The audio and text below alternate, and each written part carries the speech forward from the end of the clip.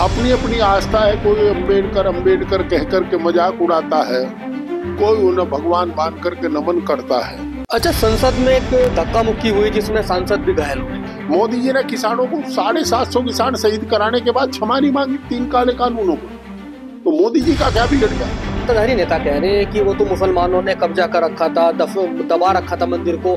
इतने सालों बाद मंदिर में श्रद्धालुओं की भीड़ भी आने लगी है। इसके गृह मंत्री ने जो बयान दिया है, इस पूरे प्रकरण पर जयंत चौधरी ने चुप्पी साधी। बयान जरूर सुना है कि भाई अत्यधिक खून बहने के कारण वो सीरियस है, तो मैं तो परमपिता परमात्मा प्रार्थना करूं कि उनकी जान तो बचा दें। कभी केस बनाने के चक्कर में प्राण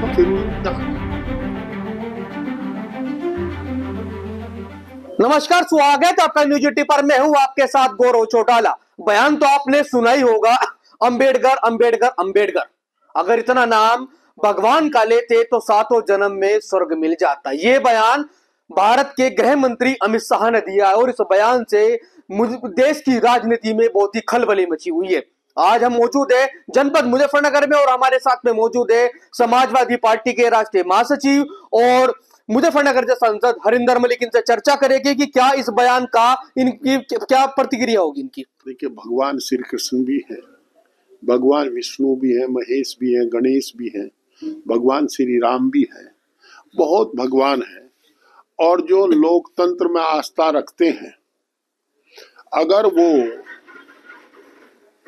संत महान कवि तुलसीदास जी को भगवान मानते हैं, महर्षि वाल्मीकि को भगवान मानते हैं, तो पवित्र ग्रंथ संविधान जो लोकतंत्र का सबसे पवित्र ग्रंथ है, उसके रचयिता को भी भगवान के समान मानना चाहिए। अपनी अपनी आस्था है। कोई अम्बेडकर अम्बेडकर कह करके मजाक उड़ाता है, कोई उन्हें भगवान मान करके नमन करता है, तो ये तो अपनी आस्था है। आस्था और विश्वास का सवाल है, परंतु मर्यादित सदन में अमर्यादित भाषा बोलना संविधान के रचयिता के प्रति उचित नहीं है। ये दुर्भाग्यपूर्ण है। अखिलेश यादव भी कह रहे हैं और कांग्रेस भी कह रहे हैं कि माफी मांगनी चाहिए उनको। अगर गलत काम पर, देखिए अखिलेश जी जो कह रहे हैं वो ये कह रहे हैं कि विवाद ना बढ़े। यार, क्षमा बड़न को चाहिए, छोटन को उत्पात यही देखे राम ने तो भरगुमारी लात। ये तो दूसरी जगह अप्लाई होता है, परंतु अगर बड़ा व्यक्ति बनना है किसी को, तो अपनी गलती को स्वीकार करना होगा। तो इसमें आदरणीय अखिलेश जी क्या गलत कह रहे हो? अपनी गलती स्वीकार ले, विवाद समाप्त हो जावे। हम लोग सोच के गए थे कि वे लोकसभा में ये उठाएंगे, ये उठाएंगे, ये उठाएंगे। अब सारी लोकसभा इसी में चली गई। भारतीय जनता पार्टी सुनना नहीं चाहती, रोज फसाद करा देती है। हाउस एडजॉन हो जा, हम लोग मुंह अपना ले करके चले आवे। तो क्या करें इसमें? सभी सदस्य, मैं अकेला नहीं, सभी सम्मानित सदस्य ये सोचते हैं, तो उनको कर लेना चाहिए था। कहे एक शब्द ही तो था कि भाई मेरे जो कहागा मेरा से ही नहीं था, मैंने जो कहा वो मेरी गलती है, मुझे मैं सारे राज से क्षमा चाहता हूँ। क्या बिगड़ जाता है इसमें? मोदी जी ने किसानों को 750 किसान शहीद कराने के बाद क्षमा नहीं मांगी 3 काले कानूनों पर, तो मोदी जी का क्या बिगड़ गया? ये भी कर लेते इस काम को, क्या दिक्कत थी? क्षमा तो भारतीय जनता पार्टी का पहले से मांगते रहे हैं क्षमा। तो मेरी जानकारी है कि आजादी के संग्राम में भी इन्होंने क्षमा तो मांगी थी। अच्छा, संसद में एक धक्का मुक्की हुई जिसमें सांसद भी घायल हुए। क्या संसद में ऐसा होना सही था? वो दुर्भाग्यपूर्ण है। हम कतई समाजवादी पार्टी किसी भी तरह की हिंसा के, तोड़फोड़ के कतई पक्ष में नहीं है। हम लोग विरोध में हैं। हम संविधान के अनुकूल आचरण के पक्षधर हैं, और जो हुआ वो दुर्भाग्यपूर्ण है। जहां तक सांसद जी के, सम्मानित सांसद के घायल होने का है, मैंने कागजों में पढ़ा भी है और टीवी चैनल पर भी देखा है, पर मैं 2 बात बड़ा अजीब लगती है मुझे। एक तो टीवी चैनल पे जो गोदी मीडिया है, जो मोदी मीडिया है, वो ये नहीं दिखाता कि कब किसने किसे धक्का दिया और कैसे गिरी। अगले दिन उस दिन तो हम थे नहीं, लेट पहुंचे थे। अगले दिन जब हम सदन में गए तो मैं चूंकि लॉ का छात्र रहा हूं, लंबे समय से राजनीति में हूं, और मैंने बड़ी बारीकी से देखा कि कहीं वो हरा कालीन जो सीढ़ियों पर लगा है, ग्रीन कारपेट, उस पर कहीं खून का धब्बा तो नहीं है। पर या तो मेरी नजर का दोष है या उसके नीचे होगा भाई, वो वहां खून कहीं नहीं दिखाई दिया मुझे, और किसी को भी नहीं दिखाई दिया। मैंने तमाम प्रेस को कहा देखियो कहीं खून है क्या, तो खून का धब्बा तो हमें दिखाई नहीं दिया। बयान जरूर सुना है कि भाई अत्यधिक खून बहने के कारण वो सीरियस है। तो मैं तो परमपिता परमात्मा प्रार्थना करूं कि उनकी जान तो बचा दें, कभी केस बनाने के चक्कर में प्राण पखेरु। अच्छा, संभल में बवाल हुआ, उस पर क्या कहना चाहूंगा? दुर्भाग्यपूर्ण। देखिए वहां सीधा सीधा कानून का उल्लंघन किया गया, और मैं मानता हूं कि जो कुछ हुआ सरकार के इशारे पर हुआ, उसके लिए सरकार दोषी है।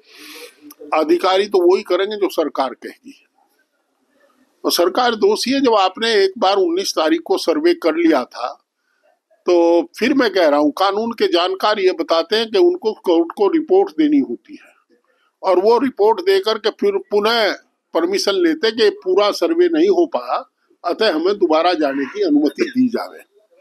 और हमारे यहाँ जो सिस्टम है, त्योहारों से पहले भी संवेदनशील इलाकों में सभी संभ्रांत नागरिकों की मीटिंग बुलाई जाती है। बैठक बुला करके होता है भाई किस वक्त आप त्योहार मनाओगे, किस वक्त होली दहन होगी, किस वक्त नमाज अदा होगी, सारी बात करके आपस में उनसे अपील की जाती है कि सांप्रदायिक सौहार्द बना करके रखें, कानून व्यवस्था का ध्यान रखें। यार दीपावली और होली पर तो पटाखे छोड़ने का भी समझा जाता है, पटाखे मत छोड़िएगा, ज्यादा वो पोल्यूशन होता है। तो अगर ये जिला प्रशासन सभी को बुला करके बात कर लेते हैं दोबारा फिर सर्वे करना, तो ये सब नहीं होता। अच्छा, संभल में एक हनुमान मंदिर मिला जिसमें कहा गया, विपक्ष सत्ताधारी नेता कह रहे हैं कि वो तो मुसलमानों ने कब्जा कर रखा था, दबा रखा था मंदिर को, इतने सालों बाद मंदिर में श्रद्धालुओं की भीड़ भी आने लगी है। अच्छा मुझे एक बात बताओ, अगर मुसलमानों ने दबा रखा था, मूर्ति खंडित क्यों नहीं हुई? अगर कोई कब्जा करता है, चाहे हिंदू करता चाहे मुसलमान करता, सबसे पहले तो वहां से अगर उसे मकान में परिवर्तित किसी को करना था, तो जो मंदिर की महिमा थी उसको हटा देता, वहां से मूर्ति हटाता। देखिए सच्चाई तो ये है, हमारे मुजफ्फरनगर में भी सुना मैंने मिला कोई। हाँ, मुजफ्फरनगर में भी एक मंदिर मिला है, लद्दा वाला में। हाँ तो एक काम करो ना, आप लोग जाओ वहां, मैं भी चलूंगा भाई। जब मेरी आस्था है तो मैं जाऊं तो बराबर के मंदिर में। जहां हिंदू जिस मोहल्ले में नहीं रहे, उस मोहल्ले का मंदिर सुरक्षित है। हमें अप्रिशिएट करना चाहिए इस बात को लेकर के कि वहां के नागरिकों ने मंदिर को कोई क्षति नहीं पहुंचाई। ये और बयान करते हैं, इनके खिलाफ विधिक कार्रवाई होनी चाहिए।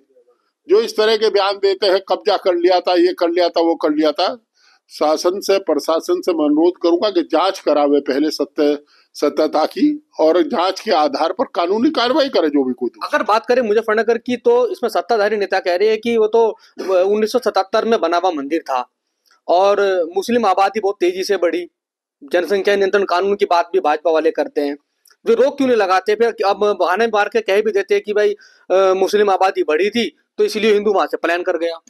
नहीं, सच्चाई तो ये थी कि लोगों को लगा के दूसरी जगह जाकर के रहे। जो लोग आज कह रहे हैं, उन्होंने जब माहौल यहाँ का फिजा खराब की, तो लोग ये सोचने लगे हिंदू हिंदू मोहल्लों में जाओ और मुस्लिम मुस्लिम मोहल्लों में जाओ, सब बेच के चले आए। पर यहाँ लद्दा वाले में जो मंदिर मिला है, किसी ने रोका वहां किसी को जाने से आज तक? ऐसी कोई शिकायत तो मिली नहीं। चलो संभल में हिंदू कम थे, यहाँ तो हिंदू ज्यादा है। यहाँ 30 सैकड़ा मुस्लिम है, 70 सैकड़ा हिंदू है, किसने रोका हिंदू को मंदिर में जाने से? ये सब बेकार की बात है। देखिए देश मांगता है रोजगार नौजवान को, देश मांगता है सस्ती पढ़ाई, सस्ती सिंचाई, सस्ती दवाई, देश मांगता है सुरक्षा, जीएसटी और इनकम टैक्स से मुक्ति, देश मांगता है किसान की फसलों का वाजिब दाम, देश मांगता है एमएसपी की गारंटी। और ये हम लोगों को हर तीसरे महीने एक नया झुंझुना हिंदू मुस्लिम विवाद का पकड़ा देते हैं। जब तक उसकी डिबेट, फिर जो गोदी मीडिया है वो फिर उसे लेकर के उस पर चलता है, उसकी डिबेट कराने लगता है। डिबेट पे क्या क्या अमर्यादित बात होती है, आप रोज देखते हो। तो ऐसी स्थिति में मेरा तो आपसे के माध्यम से, आपके चैनल के माध्यम से अनुरोध है सरकार से, इस तरह की बात फैलाने वालों के खिलाफ कार्रवाई करनी चाहिए। अब तो मोहन भागवत जी ने भी कहा है, भाई हमें आप रोजगार दीजिए ना, आप मंदिर सारे बना लीजिएगा, हम कार सेवा भी कर देंगे, मस्जिद बनाओ कार सेवा भी करवा दोगे। मैं हिंदू हूं तो मंदिर में कर लूंगा, कोई मुस्लिम होगा मस्जिद में कर लेगा, पर उससे रोजगार तो नहीं मिलने का। अब नौजवान को रोजगार दीजिए, किसान की आय दोगुनी दीजिए, एमएसपी गारंटी दीजिए। अब वो काम तो करते नहीं, अटेंशन डाइवर्ट करते, कभी कह देते वन नेशन वन इलेक्शन, कभी यूनिकोड, पता नहीं क्या क्या लावा भाई, कभी कुछ ठा लावा, कभी कुछ ठा लावा। अरे वफलिया ठा इनका तो ऐसा ही काम है। अच्छा, मुजफ्फरनगर का एक बड़ा मुद्दा था, आपने बड़ी प्रमुखता से उठाया था। मुजफ्फरनगर के रेलवे स्टेशन के सामने जो एक मस्जिद को शत्रु संपत्ति घोषित की गई है। देखिए, मैंने जो उठाया था उसे आज भी उठा रहा हूँ, और आज भी देखो, मैंने चुनाव के दौरान लोगों से जो वादे किए थे, मैं वो सारे वादे पूरे करने का प्रयास किया है, और सारे वादे पूरे किए हैं। 6 महीने हो गए, 26 तारीख को मैंने शपथ ली थी, 26 दिसंबर को 6 महीने हो जाएंगे। 26 या 27 को प्रेस करके पूछूंगा कितने प्रधान सस्पेंड हुए। कोई हुआ 6 महीने में? कहीं हमने किसी पर बोर्ड लगवाया? सबसे पहला हमारा काम था, पहले चरण का, व्यक्ति को उसका सम्मान देना। हमने किसी को नहीं धमका, ना कहीं हिस्सा लिया। और देखे, हम लोग अपने जो हमारा योजनाबद्ध, देखो हम राजनीति में बहुत मेहनत करते हैं, बहुत दिनों से कर रहे हैं। हम योजनाबद्ध तरीके से चल रहे हैं। प्रथम चरण का जो हमारा उद्देश्य था वो पूर्ण हुआ, उससे 100% सफलता भी नहीं, उससे हम संतुष्ट हैं। हमारे समर्थक जब संतुष्ट है तो हम संतुष्ट हैं। हमें वोट देकर के आदमी को पछताना ना पड़े, ये हमारी पहली प्राथमिकता है, और हमें वोट देने वाले को कोई पछतावा नहीं है। अच्छा, आप ही के क्षेत्र का एक चरथावल पड़ता है, इसमें नगर पंचायत चरथावल थी, उसमें चेयरमैन को पुलिस ने चालान भी, एक छोटा सा विवाद हुआ था, दो वाहनों की साइड लगने को लेकर, वो इतना बड़ा रूप ले गया कि उनका भी चालान हुआ। देखिए, कुछ व्यक्ति रोज हिंदू मुस्लिम कराते हैं। जिला प्रशासन जब तक सत्ता पक्ष के लोग ये नहीं समझा होगा कि इससे बदनामी तुम्हारी है, ये इनके लिए नासूर बन जाएंगे। कोई जाकर का आई कार्ड देखने लगता है, कोई हर बात को, अभी आपने बताया कार का और ट्रक का साइड लगने का विवाद था, कहाँ थे हिंदू मुस्लिम आगे उसमें, प्रेस्टेज बढ़ा ली। और दरोगा कह रहा तो एक आदमी का नाम लेकर के आपने तो मारपीट की जा करके, और वो ही आदमी भला हो गया जो उनके साथ जो पिटे हुए बदमाश हो गए। प्रशासन को सोचना चाहिए कि प्रशासन प्रशासनिक अधिकारी करे। ये धर्म की बात इसमें नहीं चलनी चाहिए। कुछ लोग प्रशासन को जानबूझ करके परेशान कर रहे हैं। अच्छी बात यह है कि जिला प्रशासन ने टेक्टफुली हैंडल करके विवाद को समाप्त करा दिया। नहीं तो कुछ लोग तो हिंदू मुस्लिम कराने पर तैयार थे। पर एक दुख है मुझे, मैं जिला प्रशासन से मांग करूंगा कि जो भी हिंदू मुस्लिम कराना चाहता था उसके खिलाफ कार्रवाई होनी चाहिए। उसके खिलाफ धार्मिक वैमनस्य फैलाने की कार्रवाई होनी चाहिए, ताकि आगे ना ऐसा हो सके। अरे कमालपुर पहुंच गए, पुलिस अपना काम करेगी, हमसे ज्यादा पढ़े लिखे लोग हैं उसमें, और उनका अनुभव भी है। जो काम पुलिस का उसे हम करने का, जाके इससे क्या लेना देना हुआ? They should be punish. और कोई कितना बड़ा आदमी हो, जो कानून तोड़ेगा, चाहे मैं ही हूं, तो कानून अपना काम करेगा मेरे खिलाफ, वो करना चाहिए। ये जिला प्रशासन को मैं आगाह भी करता हूं। अगर इन्हें इसी प्रकार की छूट दी तो एक दिन ऐसा आएगा कि जिला प्रशासन कंट्रोल नहीं कर पाएगा और ये जिला जल जाएगा। अगर इन लोगों को ना रोकेगा जो हर बात में हिंदू मुस्लिम, भैया क्या मतलब है हिंदू मुस्लिम का? भाई मेरे और आपके दोस्त मुसलमान भी है, हम उठ करके उनके सामने मंदिर चले जाते हैं, वो हमारे सामने उठ करके मस्जिद चले जाते हैं। आपको एतराज होता है कभी? बताइए, होता है क्या? अरे मैं आपसे पूछ रहा हूँ, जो आपके मित्र मुसलमान मस्जिद जाते हैं, आपको एतराज होता है क्या? नहीं, हमें कोई एतराज नहीं। अच्छा, जब आप उनके सामने मंदिर जाते हो उन्हें ऐतराज होता है? हाँ या ना करो। नहीं नहीं, हमें क्या ऐतराज क्यों होता? और उन्हें होता है? नहीं, ये तो आप बताओगे ना। नहीं, उन्हें होता है कि आप बताओ? नहीं, आपको ज्यादा पता है इस चीज के बारे में। नहीं नहीं, मैं कह रहा तेरे दोस्तों को ऐतराज होता है जब तू मंदिर जा? नहीं होता। तो जब उन्हें हमारे मंदिर जाने पर ऐतराज नहीं, हमें उनके मस्जिद जाने पर ऐतराज नहीं, तो ये भाई लोग क्यों परेशान हो रहे? हमें अपना काम करो। तो ये जिला मोहब्बत नगर था, इसे मोहब्बत नगर बना रहने दो। अधिकारी कब तक बचाएंगे हमारे कुकर्तों को, जब हम लोग रोज दंगा फसाद करने का प्रयास करेंगे? उल्टा हो रहा है। अधिकारियों को तो अपने दायित्व का निर्वाह कर रहे हैं, वो बेचारे बचा रहे हैं। बुढ़ाने का बचा, क्या बिगड़ गया बुढ़ाने में? अब क्या वो त्यागेर में मुस्लिम सारे इकट्ठे बैठे थे। अब चरथावल में मैं बता दूंगा 15 दिन में सारे इकट्ठे बैठेंगे, नहीं बैठेंगे? क्यों ऐसा प्रयास करते हैं? एमपी साहब, एक आखिरी सवाल।